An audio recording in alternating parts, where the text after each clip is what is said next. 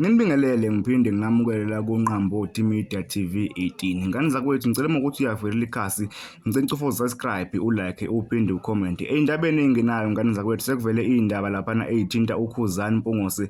uKhuzani Mpungose-ke useveze iy'ndaba zokuthi umthandeni uphazamise umcimbi wakhe laphana Ongoye izolo ebusuku. uKhuzani uthi umthandeni uthumele ithimba belingaphakathi Ongoye ukuthi malicule ingoma yakhe laphana emcimbini ukuze umcimbi wakhe uphazamiseke. uKhuzani Mpungose uthi yena uzwe ngethimba lakhe ukuthi bamlindile laphana emcimbini wakhe bafuna ukuzomphazamisa. uKhuzani uthi lena akabange esafika emcimbini Ongoye izolo ngenxa yokuthi ubesezwile ngabafundi abangaphakathi ukuthi yena bafuna ukumphazamisa uma sengena yena estage. Kanti ingane zakwethu la kunevideo yasoNgoye la khona bekuvela khona abalandeli becula ingoma kaMthandeni emcimbini kaKhuzani. Nansi ivideo kanti-ke iy'ndaba ziyaqhubeka.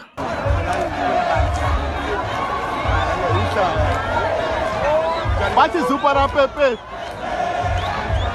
Azul para Pepe. Azul para Pepe. Azul para Pepe. Injalo nje indaba ngane zakwethu njengoba nawe uyibonela. Kanti-ke la nansi inkulumo kaKhuzani ayibhale laphana ey'nkundleni zokuxhumana, waze wabhala ngisho inkulumo ayibhekise ngqo kuMthandeni Manqele emkhuza ukuthi makakhuze abalandeli bakhe beyiyeke lento abayenzayo ngoba lento ayizukuphela kahle. uKhuzani-ke ubhale kanjena.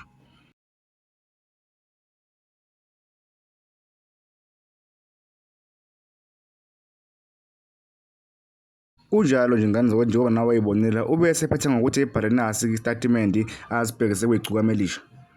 Nakho-ke ngane zakwethu la khona uKhuzani abhale khona isitatimende asibhekise kwigcukama elisha emkhuza ngayo le shandisi eyenzakalile, futhi-ke veza ney'ndaba zokuthi lento ayiqala ukwenzeka kanti-ke yake yenzeka napha eKaizersfontein ngo-2017. Ngakujabulela ukuzwa umbono wakho.